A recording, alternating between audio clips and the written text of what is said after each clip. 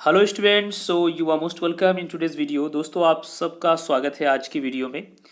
इसके अंदर स्टूडेंट्स हम साइकोलॉजी की, जो कि आपकी क्लास 12th की है, एक दूसरे इंपॉर्टेंट टॉपिक को आज स्टडी करेंगे। इसके पहले की वीडियो में मैंने आपको बहुत डिटेल में समझाया था जेपी गुल्फर्ड के बुद्धि संरचना मॉडल को। ठीक है, और मैं उम्मीद यही करूंगा कि आप सभी ने जेपी गुल्फर्ड के बुद्धि संरचना मॉडल को भली भांति समझा है। सो आज की वीडियो में हम लोग जेपी गुल्फर्ड के बाद जो नेक्स्ट आपका टॉपिक आता है उसके अंदर हम पढ़ेंगे हार्वर्ड गार्डनर। ठीक है, बुद्धि का सिद्धांत के अंदर इसे हम बहुबुद्धि का सिद्धांत के नाम से जानते हैं।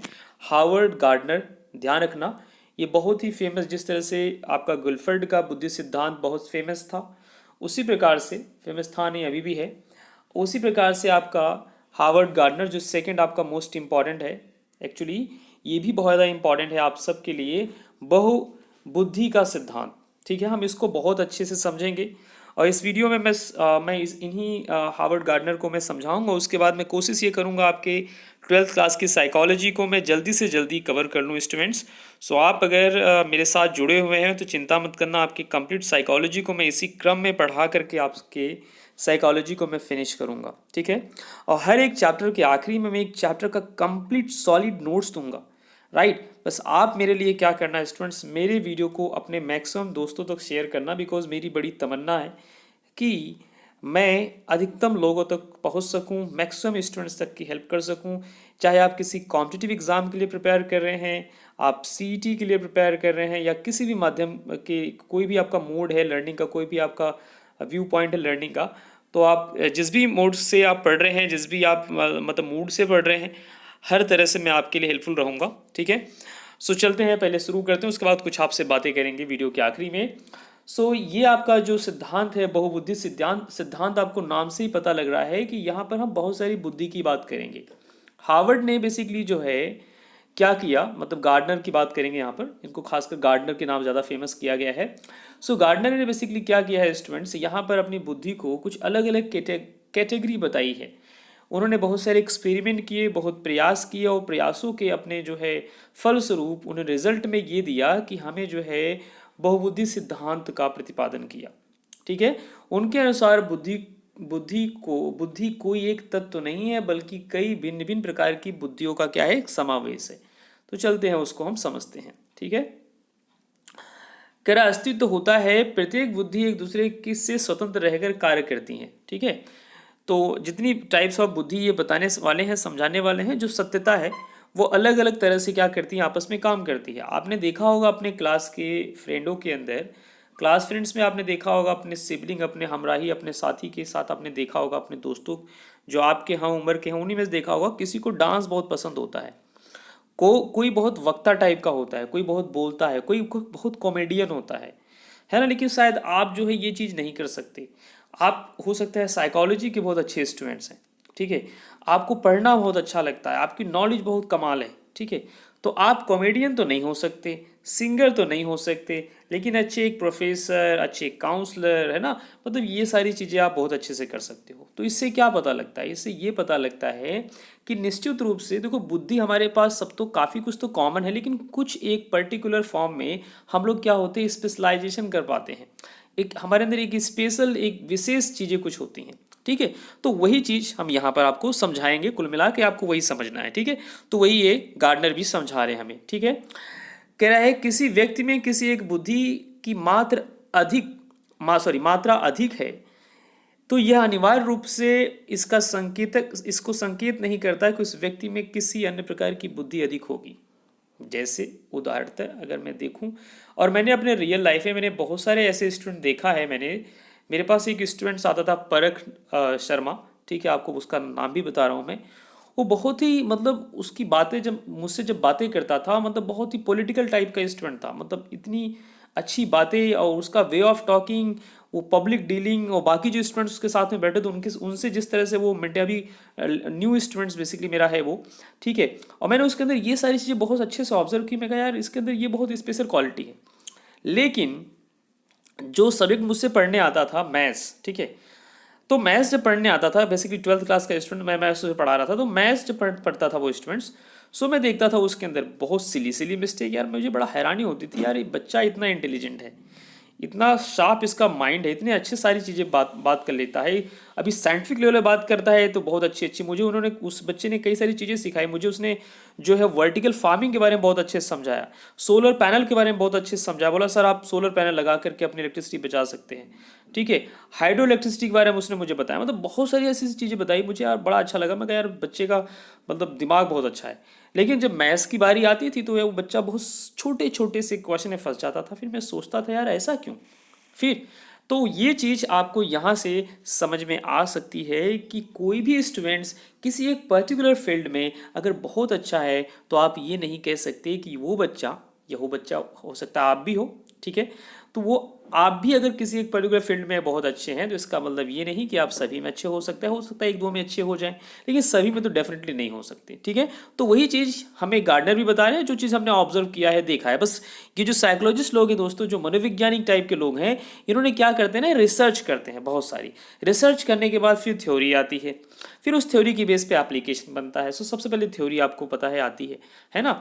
तो वही यहाँ पर समझने को अपने मिल रहा है। तो हार्वर्ड जो गार्डनर थे उन्होंने हमें बताया है, यहाँ पर कह रहा है मतलब गार्डनर ने यह भी बताया कि किसी समस्या का समाधान खोजने के लिए भिन्न भिन्न प्रकार की बुद्धियाँ आपस में अंतःक्रिया करते हुए साशत कार्य करती हैं, और अपने क्षेत्रों में असाधारण योग्यता का प्रदर्शन करने वाले अत्यंत प्रभावशाली व्यक्तियों को गार्डनर ने क्या किया, अध्ययन किया। मतलब उन्होंने अलग अलग अपने अपने क्षेत्रों में जो जबरदस्त फेमस लोग थे उन पर उन्होंने स्टडी किया, ठीक है।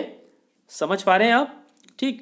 तो जो आपको नई नई डिस्कवरी आपको मिलती है, इन्वेंशन जो मिलती है, डिस्कवरी की बात तो नहीं, मैं इन्वेंशन की बात करूंगा, जो नए नए आविष्कार होते हैं। तो कभी आपने सोचा है कि आविष्कार, बिजली के बारे में अगर हम सोचे, हम इलेक्ट्रिसिटी के बारे में अगर आप जरा थोड़ा सा, साइकोलॉजी के स्टूडेंट से डेफिनेटली आपकी साइंस इतनी तो अच्छी जरूर होगी, अगर आप थोड़ा सा इलेक्ट्रिसिटी के बारे में सोचे, जो विद्युत जो चलती है आपके अगल बगल हर जगह है, ये फोन भी आपका बिजली की ही देन है स्टूडेंट्स, ठीक है। सो बिजली नहीं होती तो कुछ नहीं होता। तो बिजली के बारे में किसी ने सोचा तो सही, और उसने सोचा तो कितना प्रयास किया, राइट, बहुत सारा प्रयास किया, और अल्टीमेट हमें जो है बिजली दी। और बिजली होता क्या है, बिजली हर जगह है। कभी आपने देखा है कि जो टेरिकॉट के या नायलॉन के जो कपड़े होते हैं उसमें थोड़ा सा अगर हाथ रगड़ दो अपना, तो बिल्कुल उसमें मतलब चमचमाहट सी होने लगती है, उसमें इलेक्ट्रॉन्स आ जाते हैं, उसमें जो है विद्युत आवेश आ जाता है, ठीक है। सो वो चीज आपने ऑब्जर्व किया होगा। तो वही है इलेक्ट्रिसिटी, जिसको हम e⁻⁻1 से लिखते हैं, इसे कहते हैं इलेक्ट्रॉन, ठीक है। जब ये किसी तार के द्वारा, किसी तार के माध्यम से चलना शुरू करता है तो यही हो जाता है करंट, यही बन जाती है धारा। अब ये इलेक्ट्रॉन्स हर जगह होते हैं, आपकी बॉडी में भी है, मेरी बॉडी में भी है, हर जगह है, ठीक। तो आप जरा सोचिए, देखो ये चीज़ मैं आपको फिजिक्स नहीं पढ़ा रहा हूँ, मैं यहाँ पर आपको सोचने पे मजबूर कर रहा हूँ, और ये चीज़ बताना चाहता हूँ कि जो नए नए आविष्कार होते हैं उसके लिए भी कोई सोचता है, पागलों की तरह सोचता है, बिल्कुल पागल हो जाता है सोचते सोचते। पागल इन मतलब ऐसा पागल नहीं कि वो बिल्कुल उसको पागल खाना भेजना पड़े, पागल इन द सेंस मतलब उस चीज को पा जाता है, उसमें मंत्रमुग्ध रहता है बिल्कुल। और पागल का मतलब क्या होता है पता है, किसी बात को पा जाना, उसमें बस उसकी बात की गूढ़ता में घुस जाना, ठीक है। तो ऐसे ऐसे लोग अपने को दिखते हैं, उन्हीं की तो देन है हमें जो दुनिया भर के चमत्कार जो दिखाई दे रहे हैं, ये टेक्नोलॉजी है ना, साइंस, ये सब क्या है, ये सब यही है स्टूडेंट्स, ठीक है। और ये सारी चीज़ें एक टाइम थ्योरी थी, थ्योरी के बाद उस पर एक्सपेरिमेंट कर करके थ्योरी को क्या किया गया, उसको प्रूफ किया गया, राइट, बिकॉज किसी की विचार कभी था। तो यहाँ पर इन्होंने, हार्वर्ड जी ने बुद्धि के 8 हमें जो है टाइप्स को बताया है। सबसे पहला आपका भाषागत आता है, इसमें लिंग्विस्टिक जिसे कहते हैं, भाषागत लिंग्विस्टिक। कुछ लोगों को आपने अगल बगल देखा होगा, अपने ही हो सकता है आपके घर में ही कुछ लोग ऐसे लोगों, भाषा मतलब उनकी जो लिंग्विस्टिक पावर होती है बड़ी कमाल होती है ना। शब्द कुशल वो होते हैं, शब्दों के जादूगर होते हैं वो, मतलब ऐसे ऐसे शब्द बोलेंगे कि बस अपने शब्दों से ही मार देते हैं वो। चाहे लड़ाई कितनी बड़ी हो, खड़े होकर के बस बोलना शुरू कर देंगे, वो लड़ाई ठंडी हो जाएगी, ठीक। तो शब्द जो आईएएस होता है ना, आईएएस स्टूडेंट्स, ठीक है, इंडियन एडमिनिस्ट्रेटिव जो आपका होता है सर्विस के अंदर, जो टॉप होता है सिविल सर्विस का, आईएएस के अंदर ये पावर, लिंग्विस्टिक पावर बहुत धमाल होती है, मैक्सिमम देखा जाता है ऐसा, ठीक है। आईपीएस में ये चीज़ नहीं होती है, आईएएस में ज़्यादा होती है। आईएएस के अंदर एडमिन पावर बहुत खतरनाक होती है, पॉलिटिकल लीडर के अंदर ये पावर्स हमें देखने को मिलती है, ठीक है। तो आप जरा यहाँ जो जितने भी कवि टाइप के लोग होते हैं उनके अंदर ये चीज़ें देखने को मिलती है, ठीक है। तो वो भाषा अपने शब्दों को लेकर बहुत संवेदनशील होते हैं। भाषा के उत्पादन और उपयोग के कौशल, वो अपने विचारों को प्रकट करते हुए दूसरे व्यक्तियों के विचारों को समझते हेतु प्रभाव और नम्रता के साथ भाषा का उपयोग करने की क्षमता है उनके अंदर। इन व्यक्तियों में यह बुद्धि अधिक होती है, शब्द कुशल होते हैं। ऐसे व्यक्ति के भिन्न भिन्न अर्थों के प्रति संवेदनशील होते हैं। ठीक है, तो आप समझ पा रहे होंगे। तो लेखक कवि टाइप के लोग, जिससे मैं आपको एक अभी लेटेस्ट अपना जो मॉडर्न कवि है उनका नाम आपको बता रहा हूँ मैं, कुमार विश्वास जी। कुमार विश्वास जी आज के मॉडर्न कवि है, बड़े कमाल कवि, मेरे फेवरेट हैं वो। ठीक है, और आप उनको सुनोगे तो आपके फेवरेट डेफिनेटली बन जाएंगे। हिंदी हिंदी अपनी महान भाषा है, हम हिंदुस्तानी है अल्टीमेट। हिंदी का उन्होंने जबरदस्त मतलब प्रादुर्भाव किया है। हिंदी मतलब हिंदी बहुत लोग ऐसे आपको स्टूडेंट्स मिल जाएंगे। थोड़ा मैं आपसे बातें इस तरह से कर लेता हूँ, तो मेरी बात तो आप सुना करो, इसमें भी आपको कुछ ज्ञान जरूर मिल जाएगा। हिंदी क्या आज के ज़माने में क्या है ना, सब लोग इंग्लिश की तरफ भागते हैं। हालांकि मुझे भी इंग्लिश बोलनी आती है, इंग्लिश पढ़ाता भी हूँ मैं, लेकिन मुझे ऐसा लगता है इंग्लिश से ज़्यादा अपनी जो भाषा हिंदी है वो कहीं ना कहीं ज़्यादा, उसके अंदर माउल्डनेस है, उसके अंदर ज़्यादा मतलब मिठास बहुत ज़्यादा है। कभी आप हिंदी का गाना सुनो, कभी इंग्लिश गाना सुनो, देखो इंग्लिश गाना सुना था मतलब खोपड़ी बंदा बीमार रहे और ज़्यादा बीमार हो जाएगा। हिंदी गाना उसमें म्यूजिक है, उसके अंदर मेलोडी है, कितना बढ़िया है ना। तो हिंदी में प्रेम ज़्यादा है, हिंदी के शब्द में मॉडर्ननेस बहुत ज़्यादा है।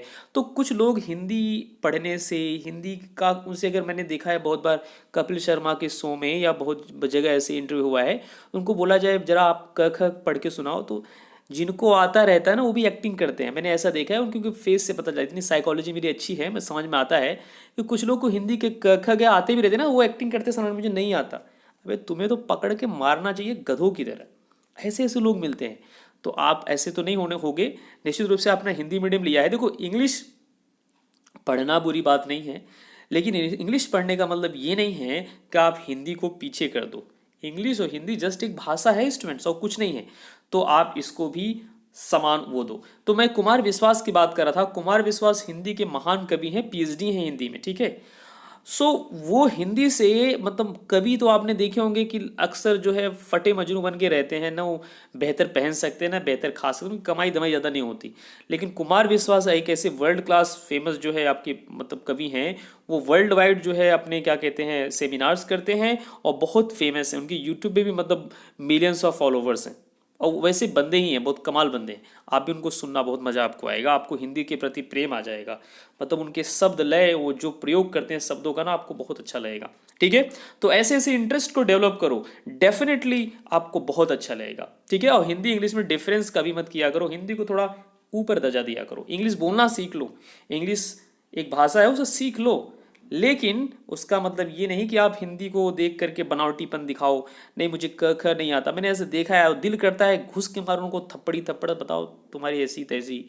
तुम ऐसे इंसान हो जिस हिंदुस्तान में रह रहे हो, उसी की एक्टिंग से तुमने देखा होगा। स्टूडेंट्स आप लोगों ने एक चीज़ और देखा होगा, जितने भी ये आपके फिल्मी दुनिया वाले जो होस्टिंग करते हैं, जो शोज़ इनके चलते हैं अलग अलग, इनकी जरा एक कमी देखो। मैं थोड़ा सा हिंदी प्रेम के प्रति, मेरा हिंदी आप सब मुझसे जुड़े हुए हैं कहीं ना कहीं, और आप मुझे डेफिनेटली सुन रहे हैं, तो मेरी इन बातों को जरूर आप सुनना। ठीक है, इसलिए मैं कह रहा हूँ बिकॉज यही एक तरीका है आपको, आप से तो मेरी मुलाकात होनी नहीं।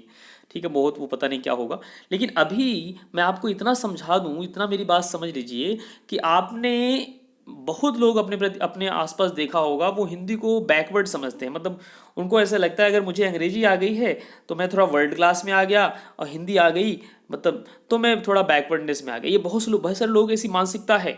ठीक है, और मैं आपसे ये भी नहीं कह रहा हूँ कि इंग्लिश के प्रति घृणा करो। आप इंग्लिश जरूरी है, जानना चाहिए, लेकिन उसको इतना ज़्यादा महत्व मत दो कि हिंदी को पीछे छोड़ दो। हाँ, तो मैं फिल्मी दुनिया लोगों की बात कर रहा था। वो जितने भी शोज़ करते हैं ना स्टूडेंट, उन शोज़ में अक्सर देखा होगा सब अंग्रेजी बोलते हैं, है ना, सभी लोग इंग्लिश बोलते हैं, हिंदी में कोई बोलता नहीं। जरा अपना कॉमन सेंस लगा के सोचो, जितनी भी मूवीज़ चलती हैं इंडिया के अंदर, ये मूवीज़ क्या इंग्लिश में मतलब ये हमें देते हैं, हिंदी में देते हैं, और सारे हिंदुस्तानी हम जैसे भाई बंधु लोग उसको देखते हैं, एंटरटेन करते हैं, और खूब जाके थिएटर में पैसे उड़ा के आते हैं। और उसकी कमाई किसकी होती है? फिल्मी एक्टर एक्ट्रेस की।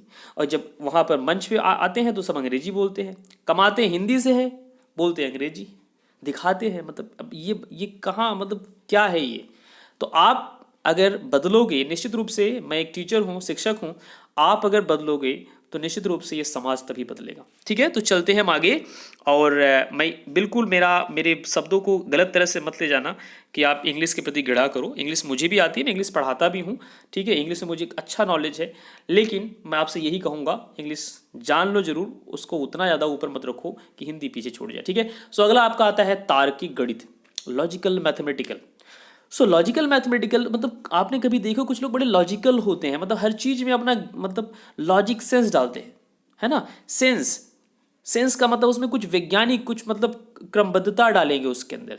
तो ऐसे कौन से लोग होते हैं जहां पर लॉजिकली कोई चीज, जैसे मान लेते हैं न्यूटन जो थे, न्यूटन ने क्या किया, न्यूटन ने लॉजिकली सोचा, पेड़ के नीचे बैठे थे वो या लेटे थे, तो न्यूटन के पेड़ के मतलब पेड़ से एक एप्पल गिरा न्यूटन के ऊपर, तो न्यूटन को जब सिर में लगा तो वो उठ के बैठे, और उन्होंने ये नहीं सोचा कि सहलाने के बाद कि यार चलो एप्पल गिर गया तो खा लेते हैं। उन्होंने बड़े ध्यान से मन लगा के सोचा, लॉजिकली सोचा, यार यार एप्पल गिरा तो मेरे ऊपर ही क्यों गिरा। अब देखो एप्पल गिरा हो चाहे ना गिरा, हमें ऐसे सुनने में आता है, जब हम न्यूटन्स का लॉ जब पढ़ते हैं तो हमने यही पढ़ा है, आपने भी पढ़ा होगा न्यूटन्स का नियम, न्यूटन के 3 नियम थे साइंस में। तो एप्पल तो हमेशा से गिरता रहा है, हमेशा गिरता रहेगा, लेकिन न्यूटन ने ही इतना अच्छे से लॉजिकली सोचा, और अल्टीमेट उन्होंने न्यूटन्स लॉ ऑफ ग्रेविटेशन, गुरुत्वाकर्षण का सिद्धांत, तो बहुत सारे लॉज दिए। ठीक, तो ऐसे कौन से लोग होते हैं जो साइंटिफिक टाइप के लोग होते हैं, जो वैज्ञानिक टाइप लोग होते हैं, उनका जो माइंड होता है तार्किक गणितीय होता है, जो इस तरह से कुछ कारनामे करते हैं। अगला आपका आता है स्टूडेंट देशिक, तो इसके अंदर यही था, कुछ और स्पेशल नहीं है, तो यही चीज है ना। अगला है देशिक। देशिक क्या होता है, इसे स्पेटियल कहते हैं। देशिक का मतलब दृश्य बिंब तथा प्रतिरूप निर्माण। ठीक है, दृश्य बिंब तथा प्रतिरूप निर्माण का मतलब यहाँ पर स्टूडेंट सीधा सीधा ये है कि कुछ लोग ऐसे होते हैं, वो जिस चीज़ को एक बार देख लें उनके दिमाग में उसका नक्शा आ जाता है। जैसे ड्राइवर होते हैं, अभी आपको रोड पे मैं चलने को बोल दूं, ठीक है, और रोड पे अलग अलग गलियों से, अलग अलग हाईवे से गुजारा जाए, फिर आपको अगर वही कार आपको दे दी जाए कि बेटा एक काम करो आप फिर पहुंच जाओ, तो हो सकता है कि आपको यार कन्फ्यूजन है, अभी यार कहाँ कहाँ से मैं गया था, कैसे कैसे हुआ। मतलब मैं सभी के साथ ऐसा नहीं, मतलब कुछ लोग के साथ में ऐसा कन्फ्यूजन मैंने देखा है, हो जाता है। ठीक है, मेरे साथ भी एक बार हुआ था। तो मैं कहूँगा कि मेरा जो देशिक है ना वो इतना बढ़िया नहीं है, क्योंकि मैं नाइट में पहले कॉल सेंटर में जॉब करता था। मैं आपको बता दूं, मैं इंटरनेशनल कॉल सेंटर में, जहाँ पर अंग्रेज लोग को बोल के उनसे बातें करनी होती है, तो मैंने आपको बताया ना मुझे इंग्लिश आती है, तो मैं इंटरनेशनल कॉल सेंटर में जॉब कर रहा था। तो नाइट शिफ्ट हुआ करती थी। वो जो कैब वाला ड्राइवर होता था, वो कभी यहाँ से कभी वहाँ से निकाल के ले आता था। मैं सोचता था यार रातों रात कहाँ यहाँ वहाँ ले जा रहा है, मैं तो रूट मिस कर जाता था। ठीक है, और कुछ मेरे साथ में जो साथी होते थे उनको रात में भी रूट याद रहता था, बिकॉज उनको दिन में वो टहले होते थे, इसलिए उनको अच्छे से याद रहता था। तो जितने भी ड्राइवर्स टाइप के लोग होते हैं, ठीक है, उनके अंदर ये एबिलिटी बहुत धमाल होती है। इसके अलावा विमान चालक हो गए, नाविक समुद्र के अंदर घुस जाते हैं और उनको पता रहता है कि मैं किधर जाऊंगा, कहाँ क्या होगा, कहाँ क्या नहीं होगा। ठीक है, उनको सारा आइडिया, क्योंकि समुद्र में घुसने के बाद कभी आप समुद्र आपने कभी पास से अगर देखा है, नहीं देखा, जब कभी देखोगे समुद्र, आप मुंबई चले जाओ, कोस्टल एरिया है, जब समुद्र का किनारा जहाँ आपको मिलेगा, आप जब देखोगे ना सामने, ऐसा रहेगा पूरी दुनिया में और कुछ नहीं, इंसान तो है ही नहीं भाई, पानी ही पानी है। और वहां पे एक नाविक को घुसा दो, अब उसको कहाँ पता है, अपन जैसे लोग जाएंगे तो पता नहीं लगेगा हम कहाँ जा रहे हैं, किधर जा रहे हैं भाई। तो ये जो स्किल होती है, स्पेटियल जो स्किल होती है, इसे देशिक कहते हैं। ये कमाल धमाल स्किल जो है ऐसे लोग के अंदर होती है स्टूडेंट्स। ठीक है, तो आपका तीसरा है स्पेटियल, जिसको गार्डनर ने बताया था। तो आप मतलब अपने ब्रेन को मतलब अलग डायरेक्शन मत लेके चलाना, मैं हार्वर्ड गार्डनर की ही थ्योरी को समझा रहा हूँ बस, ताकि आप अच्छे से समझ पाए। इसमें एक्सप्रेशन थोड़ा ज़्यादा दे रहा हूँ स्टूडेंट्स। सो विमान चालक हो गए, नाविक, मूर्तिकार एक पत्थर भी लेंगे, उसके अंदर इतनी गजब मूर्ति निकाल के बाहर कर देंगे, आप सोचते हो कभी यार इसी पत्थर से मूर्ति बनी है, बड़ा कन्फ्यूजन आपको होगा। और सच्चाई है, मैंने ऐसा देखा है, ऐसे कमाल धमाल लोग हैं बड़े दुनिया में स्टूडेंट्स, कुछ कहने की बात नहीं। चित्रकार ऐसे कमाल होते हैं। चित्रकार ऐसी आपके मूर्ति बना देंगे, मतलब मूर्ति जैसे मतलब आपका ऐसा फेस बना देंगे, मतलब बिल्कुल आप हूबहू लगोगे, बिल्कुल जीवित लगोगे, ऐसा लग निकल पड़ोगे अभी। वस्तुकार, आंतरिक साज सज्जा विशेषज्ञ, ठीक है, मतलब आंतरिक साज सज्जा विशेषज्ञ मतलब जो इंटीरियर डिजाइनर होते हैं, शल्य चिकित्सा वाले, जो चिकित्सक होते हैं, ऑपरेशन करने वाले आदि में यह बुद्धि पाई जाती है। इसे कहते हैं स्पेटियल देशिक दृश्य बिंब तथा प्रतिरूप निर्माण करना। ठीक है स्टूडेंट्स, सो आपने समझा अच्छे से, मुझे उम्मीद यही रहेगी। ठीक है, अगला आपका पॉइंट जो हार्वर्ड गार्डनर ने बुद्धि का प्रकार बताया था, दैट इज संगीतात्मक म्यूजिकल। ठीक है, कुछ लोग बड़े म्यूजिकल होते हैं, AR रहमान टाइप के लोग, है ना, आपने ऐसे भी लोग देखे ही हैं, है ना, मतलब गुनगुनाते रहते हैं, गाते रहते हैं, उनके अंदर वो स्पेशल स्किल होती है, मतलब गाते तो आप भी होंगे लेकिन आप उतना वो चीज़ नहीं आ पाती होगी। ठीक है, तो कुछ लोग बड़े म्यूजिकल होते हैं और उसी के दम पे खूब लाइफ को एंजॉय करें, बिकॉज आजकल एंटरटेन में सबसे ज़्यादा पैसा है स्टूडेंट्स। ठीक है, सो आपने देखा म्यूजिकल, तो कुछ लोग वाइब्रेशंस को लेकर के, तरंग गति ध्वनि को लेकर के बड़े संवेदनशील होते हैं। ठीक है, वो जो आपने देखा है गिटार वगैरह देखा है, उसमें स्ट्रिंग होती है, एक तार खिंचा होता है, उसको अगर थोड़ा सा ऐसे नीचे ऊपर करेंगे तो फिजिक्स का फेनोमेना है, फिजिक्स की मूलभूत घटना है, अगर उसको थोड़ा ऊपर नीचे करें तो उसके अंदर वाइब्रेशन हो जाएगा, जिससे अल टकरा की म्यूजिक निकल के आएगी, उन तरंगों से म्यूजिक बनेगी। ठीक है, तो कुछ लोग इसमें बहुत प्रखर होते हैं।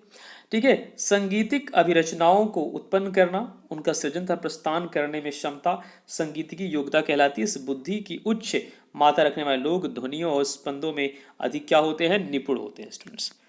ठीक है, सो आपका फोर्थ हो गया संगीतात्मक, है ना, म्यूजिकल। आपका फिफ्थ है स्टूडेंट्स हार्वर्ड गार्डनर की थ्योरी, फिफ्थ जो आपकी आती है, फिफ्थ टाइप की जो बुद्धि है पांचवें प्रकार की, उसमें है शारीरिक गति संवेदी, मतलब बॉडीली कैनेस्थेटिक। अब बॉडीली कैनेस्थेटिक क्या है ना, आपने देखा होगा आपके ही क्लास का कोई लड़का है वो, या लड़की है, जो भी आप बच्चे हो, ठीक है, वो बहुत कमाल धमाल डांस करता है, मतलब उसने उसके अंदर में उसके अंदर डांस की ऐसी गजब कला है, उसको मैथ्स के क्वेश्चन नहीं आते, उसको साइकोलॉजी समझ में नहीं आती, उसको डांस बहुत बढ़िया आता है, बिल्कुल स्टेप, मतलब गाने के बिल्कुल सटीक स्टेप पे डांस करता है, बहुत बढ़िया वाला। और आपको भी देख के लगता है यार काश मैं भी करूं, लेकिन आपकी साइकोलॉजी बहुत अच्छी है, आपसे डांस स्टेप बनते नहीं, आप करते तो लोग हंस पड़ते हैं, फिर आप बोलते नहीं यार ये अपने से नहीं होगा। ठीक, तो ऐसे लोग होते हैं जो बॉडी को किसी एक सर्टेन वाइब्रेशन के अंदर सेट कर देते हैं। तो जितने भी नाच मतलब नृतक होते हैं, मैं नाचने वाले नहीं कहूँगा, जो नृतक होते हैं, है ना, वो ऐसे उनके अंदर कलाएं होती हैं। एक नाचना भी एक कला है स्टूडेंट, नाचना भी एक भक्ति है, आपको बताऊँ, नाचना भी एक भक्ति है। बहुत सारी बातें हैं, बताना शुरू करो तो बहुत सारी बातें हैं मेरे पास, तो फिलहाल अभी हम यही होल्ड करते हैं और समझते चलते हैं फटाफट। कह रहा है अथवा उनके उनको अपने बॉडी के अलग अलग हिस्से में कंट्रोलिंग बड़ी तगड़ी होती है ना, उनका मूवमेंट इतना अच्छा होता है। तो ये भी क्या है, ये शारीरिक कंट्रोल होता है, ये भी एक ब्रेन से ही सब कुछ होता है स्टूडेंट्स, अपने दिमाग, ये बौद्धिक स्तर है एक, अपने बुद्धि से सब कुछ ये चीज़ें होती है। गाने को सुन करके वो अलग अलग स्टेप बना लेना, यार ये आप मजाक समझते हो, बिल्कुल नहीं, है ना। बॉडी को तो जितने भी गाने सुनो, हर गाने में तो क्या होता है, अलग अलग प्रकार का डांस होता है, इतने सारे स्टेप बनाते रहते हैं, ऐसे बॉडी को अलग अलग स्टेप में घुमा देते हैं, वही डांस बन जाता है, लेकिन देखने में कितना अच्छा लगता है। जो धावक होते हैं, जो दौड़ने वाले लोग होते हैं, उनके अंदर भी कमाल की एबिलिटी होती है। जैसे हम उसकी बात करें अगर ईशान बोल्ट की, ईशान बोल्ट जो मतलब टॉप मोस्ट जो रनर है, सबसे तेज दौड़ने वाला, अभी उसका भी रिकॉर्ड किसी ने तोड़ा है शायद। ठीक है, अभिनेता हो गए, मतलब एक्टर एंड एक्ट्रेस, इनके अंदर देखो, मतलब इनके अंदर अदाएं से हिंदी में कहते हैं, है ना, वो एक्सप्रेशंस इंग्लिश में देखो थोड़ा सा कम समझ में आ रहा होगा, अदा कहूँगा तो आप लोग को अलग तरह समझ में आएगा। तो इनके अंदर अदाएं होती हैं, अपनी अदाएं से बिल्कुल मतलब इनके जो क्या कहते हैं फैन हो जाते हैं लोग, है ना, इनके अंदर धमाल अदा होती है। तो ये सबके पास थोड़ी होती है ना, बात करने के स्टाइल, बहुत सारी चीज़ें। खिलाड़ी होते हैं, जैसे विराट कोहली को देख लो, महेंद्र सिंह धोनी जी को देख लो, धमाल करने वाले लोग। जिम्नास्टिक, जैसे जिम्नास्टिक में एक आप बाबा रामदेव जी को देख लो, बाबा रामदेव जी क्या करते हैं, योगा तो करवाते हैं, लेकिन कमाल योगा करवाते हैं, है ना। हमारे पतंजलि से उन्होंने पढ़ा योगा और उसी को करा करा के लोगों को एकदम मस्त कर रहे हैं। तो उनके अंदर जिम्नास्टिक है। जिम्नास्ट क्या होता है, यही अपने बॉडी के अंदर इस तरह से मूवमेंट करना और बॉडी को फिट रखना। ठीक है, सो इस तरह से आपने देखा कि जो 5 ही प्रकार की आपकी बुद्धि होती है, शारीरिक गति संवेदी, बॉडीली कैनेस्थेटिक। 6 नंबर पे आता है स्टूडेंट अंतर्वैक्तिक, इंटरपर्सनल। ठीक है, इंटरपर्सनल, कुछ लोग बड़े अंतर्वैक्तिक होते हैं, मतलब दूसरों से बातचीत करना, एक दूसरे का समझ रखना, या पास में पड़ोस में क्या हो रहा है। हो सकता है आपके भी घर में कुछ लोग ऐसे हों, है ना, वो अपने घर का कम खबर या पास पड़ोस की खबर ज़्यादा रखते हैं कि भाई कहाँ आज किसके घर में क्या हो रहा है, किसके घर में बर्थडे पार्टी है, किसके घर में एनिवर्सरी मना रहे हैं, है ना, किसके घर में कौन बीमार है, किसके घर में शादी है ना, किसके घर में क्या लफड़ा हुआ चल रहा है। ठीक है, वो सारा खबर रखते हैं, है ना, और पूरे गांव वाले उनको जानते भी हैं, या आप सिटी में रह रहे हो तो आप पास पड़ोस में लोग उनको जानते भी हैं। ठीक है, तो ऐसे लोग अपने को देखने को मिलते हैं। ये क्या होते हैं, बड़े इंटरपर्सनल टाइप के लोग होते हैं। जितने भी नेता टाइप के लोग होते हैं ना स्टूडेंट, कुछ ऐसे ही होते हैं, बातें करवा लो इनसे। ठीक है, वो बड़े इस टाइप के लोग होते हैं। अच्छा, सिर्फ नेता नहीं होते हैं, तो इससे बहुत सारे लोग आ जाएंगे। बस नेता को गलत अंदाज में मत लिया करो। ठीक है, जहाँ राजनीति की बात आती है कई बार लोग उसको गलत अंदाज में लेके जाते हैं। राजनीति एक बहुत बड़ी एबिलिटी होती है स्टूडेंट जिसके पास होती है। ठीक है, राजनीति बहुत कमाल की बात है। लंबा टॉपिक है, उस पर डिस्कस करूँ अगर मैं तो। ठीक है, कह रहा है दूसरे व्यक्ति के सूक्ष्म व्यवहारों के प्रति संवेदनशीलता, इस योग्यता द्वारा व्यक्ति दूसरे व्यक्ति की अभिप्रेरणाओं या उद्देश्यों की भावनाओं व्यवहारों का सही बोध करता है, समझ जाता है, उससे बातचीत करके तुरंत उसका बुद्धि समझ जाएगा। ठीक है, उसके अकॉर्डिंग वो जवाब देगा। राजनीतिज्ञ हो गए, सामाजिक कार्यकर्ता हो गए, धार्मिक नेता हो गए। धार्मिक नेता में जितने भी धार्मिक धर्म को बढ़ाने वाले लोग हैं। ठीक है, सो अपने मेरा जो फेवरेट धर्म है, मैं बेसिकली जो है इनको मानता हूँ, अपने जो ये राधे कृष्णा वाले हैं। ठीक है, श्री सील प्रभुपाद जी, जिसको हम कहते हैं जो है क्या कहते हैं, कृष्ण के वो बहुत बड़े भक्त रहे हैं, और वर्ल्ड वाइड उन्होंने जो है कृष्ण की भक्ति को फैलाया है। बहुत कमाल, उनके बारे में कभी आप पढ़ना, बहुत धमाल बंदे हैं वो भी। ठीक है, अभी तो उनकी डेथ हो गई। ठीक है, सो इस तरह से जो धर्मगुरु टाइप के लोग होते हैं वो अपने धर्म, अपने शब्दों से उनके अंदर इस तरह सत्यता होती है कि वो कमाल करते हैं। तो बहुत इंटरपर्सनल टाइप के लोग होते हैं, अंतर व्यक्ति, मतलब एक दूसरे के मन की बात को समझ लेने वाले। ठीक है, तो ये हमने छठे प्रकार की बुद्धि देखी। सातवें प्रकार की बुद्धि आपकी आती है स्टूडेंट अंतः व्यक्ति। अंतर व्यक्ति कैसे लोग होते हैं, कुछ लोग इंट्रापर्सनल होते हैं, मतलब अपनी निजी, मतलब वो क्या होते हैं, अपने अपने में ही खोए रहते हैं। आपके घर में भी लोग, कुछ एक आध लोग हो सकता है ऐसे हों, या पास पड़ोस में ऐसे हो, या स्कूल में कुछ लोग ऐसे मिल जाते हों जो अपने में एकदम गूढ़ रहते हैं, अपने में खोए रहते हैं। अच्छा, अपने में खोना भी चाहिए, सभी के पास ये एबिलिटी होती है, लेकिन सबके पास बराबर मात्रा में नहीं होती है।